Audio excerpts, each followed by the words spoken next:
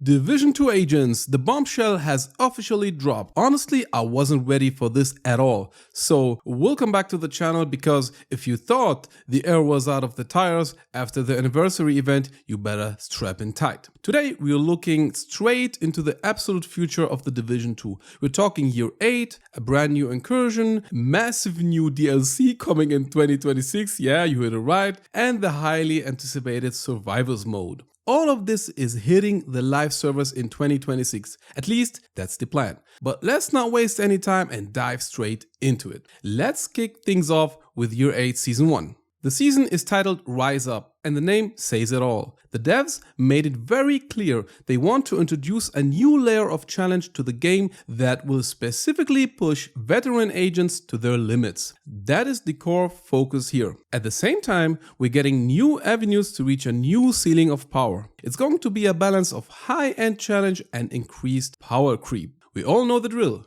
We are always complaining, oh, everything is too easy, I've got my striker build, I can't stream brawl everything. Well, it looks like those days are numbered starting next season. Now, let's talk about the Retaliation mode. This system is getting a massive overhaul. The Black Tusk are being fully integrated into the system now. They will be taking over named zones, seasoned with a few specific ingredients, if you will. On top of that, we are seeing quality of life improvements based directly on community feedback. They're finally showing this mode some real love, which is fantastic. I'm a huge fan of Retaliation, and whenever I'm playing or streaming, I basically have to play it. Not just because it's great for farming blueprints, but because the challenge is just that rewarding. Moving on to the PvP roadmap. Finally, some good news for you PvP players. I'm not the biggest PvP guy in the Division 2 myself, but hey, if that's your lane, rejoice. A dedicated team has been assembled to focus exclusively on PvP.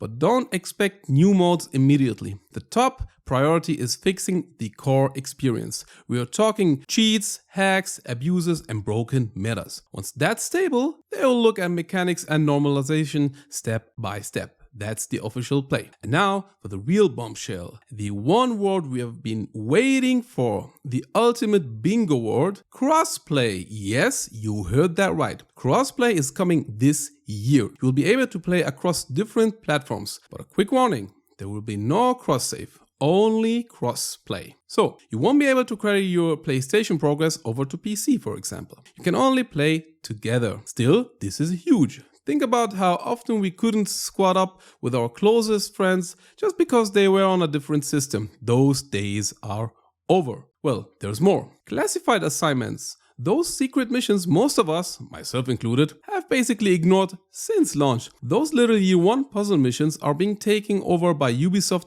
Reflections, a studio based in the UK. They're officially back on the Division 2 team to develop these assignments. Yannick mentioned it a few times on stream. The Division team has grown. They have more resources now, which is exactly why they can finally tackle things like PvP, crossplay, and classified assignments. Before, they had to prioritize. Now they have the manpower. In the Rise Up season, we're getting 2 brand new classified assignments right off the gate. Expect more exploration, environmental puzzles, and secret rooms to unlock. More are planned for future seasons. They didn't go into the how and why yet, but we are getting to in season 1 of year 8. Next point. They didn't talk about it for long, but they did announce it. A new Incursion. Agents, the second Incursion in the game's history. If Paradise Lost made you sweat, then get ready. The second Incursion is in the chamber. And this time we are heading to the Steel Creek Hydroelectric Dam. The devs are promising a stunning new location. The goal? Well, push the most advanced players to their absolute breaking point. They took the lessons learned from Paradise Lost and want to top that experience. This is going to be extremely RPG heavy without the perfect builds, the right team composition, flawless synchronization, and crystal clear communication. You won't stand a chance. I love that. That's exactly what I'm looking for in a looter shooter. That's the kind of content I live for. And I'm hoping, we see this drop by season 2. I doubt I'll be seeing this in season 1, but season 2 seems likely. And Borderlands 4, I'm looking at you. Now, new DLC in 2026. Seriously, who actually expected another DLC? I mean, the creative director said we aren't ready. And seeing this confirmed it for me. Brooklyn was not the end. Due to the massive success, the team decided to develop another major paid DLC. We are returning to New York City, specifically to the one place fans have been begging for since the first game, Central Park. Remember the massive dark zone walls back then?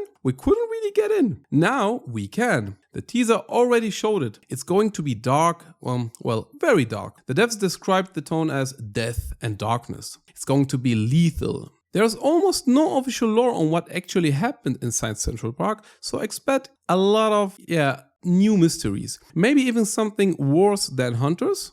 We'll see. But importantly, when the chat started screaming zombies, the devs immediately confirmed that the Division remains a Tom Clancy brand, meaning no zombies. I agree, zombies have no place here. But wait, we're still not done.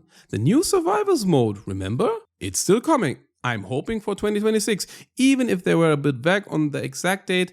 Let's stay optimistic. We are leaving New York and heading back to a bitterly cold Washington, D.C. The Survivors mode is coming, bringing back that classic winter survival extraction experience. Magnus, the creative director from the first Division, is back to lead this mode. The feedback from the Survive Fest was clear. Immersion, the snow, and the feeling of extreme cold are the key. The new team wants to push that even further. I want you to feel the chill, I'm quoting him, I want you to feel the chill when you put the controller down. Those were his words. He wants total immersion. One of the biggest complaints about the old survival was the static loot. In Survivors, loot containers will be dynamically placed. Not only that, but the paths themselves will change. A sewer might be open in one run, but in the next, an explosion has blocked it, making the path too dangerous, but it stays fair. Your skill and map knowledge will still be rewarded because everything follows logical rules. It's not purely random.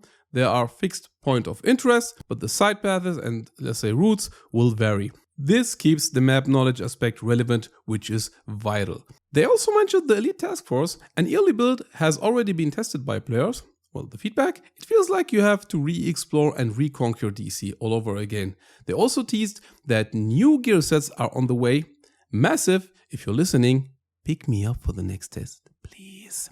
And finally, a little Easter egg to wrap things up. The devs were asked about fan theories regarding the name Survivors. Does the VIV in the word stand for a Roman number? Or is it about survivors of a specific attack in DC? The devs just smirked and said one of those theories is absolutely on the right track. So, what do you think, agents? This is a roadmap for 2026, especially for a game that's already 7 years old. Are you as hyped as I am? I'm losing it, to be honest. Central Park, a new Incursion, the Survivors mode, and we don't even have the details on the new weapons, items, or quality of life changes yet. It's going to be wild. I'm genuinely excited. If you're too, drop a comment below. And if you like all that Division 2 content, please consider to subscribe. See you on the next one. Shoot to loot. Bye bye.